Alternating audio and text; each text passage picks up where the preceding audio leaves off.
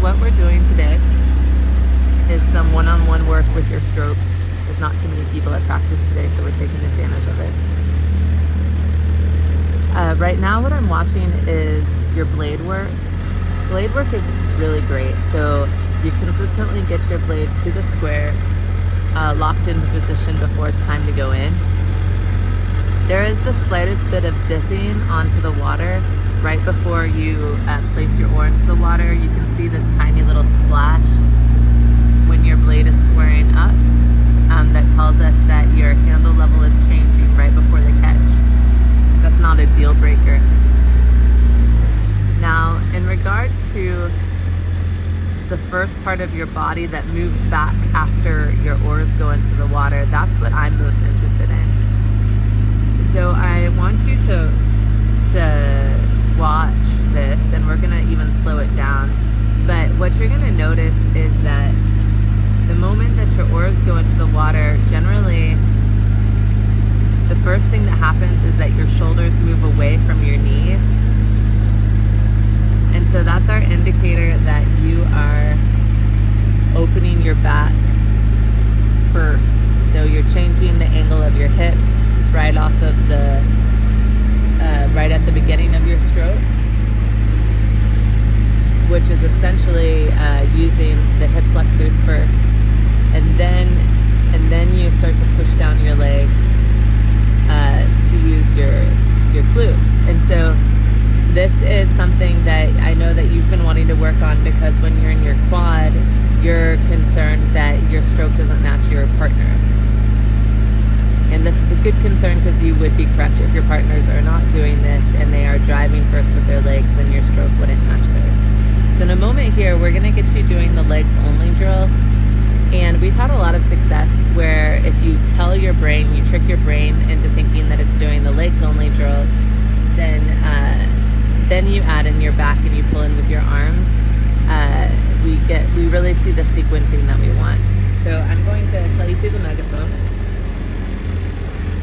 Okay, Francie, when you're ready, go ahead and go into the legs only drill.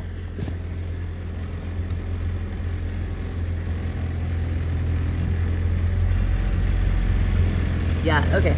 So let me tell you what I like about this. I like that this gives us proof that you're putting your oars in the water the correct way. So if you notice, you're able to get the oars into the water without opening up your hips. Sometimes that's one of the mistakes that people make, is they open up their hips to set the oar into the water. So you're showing me that you don't need your elbows or your hips to put the oar in. You're just using your shoulders, which is great. Also, you're pushing down your legs, so you're opening, you're starting your stroke with your quads and then with your glutes and your hamstrings, which is what we want. Now, one thing that we could benefit from is having you sit up a little bit with better posture. So let me get a different angle.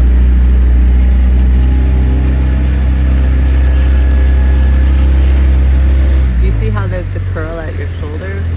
So that's like your attempt to not open up your back, which is fine. But we would want you to have a little bit of a straighter spine, straighter upper back, shoulders down the back. But so far, this is a good start. So now we're just going to see what would happen if you tell yourself you're going to do legs only, and then you add in your back and your arms.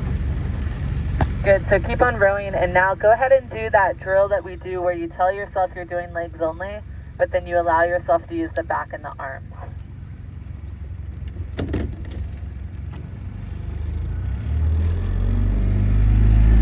Good, so that's your stroke right there. Let me get next to you so you can see it.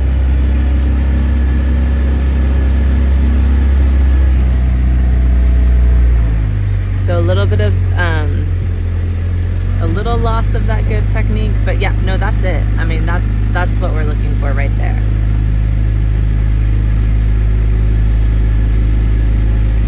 So now, for interest,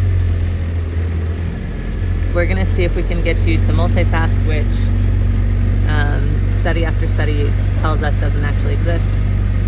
But I'm gonna see if you can do this drill or you're telling yourself you're doing legs only, but start to increase your rating.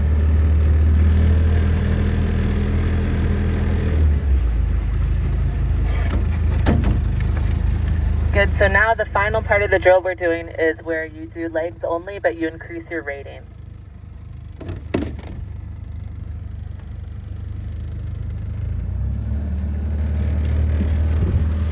Actually, I'm sorry, do the one where you do the full stroke.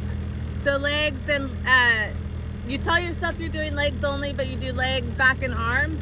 But start to increase your rate. Let's see how high we can get it.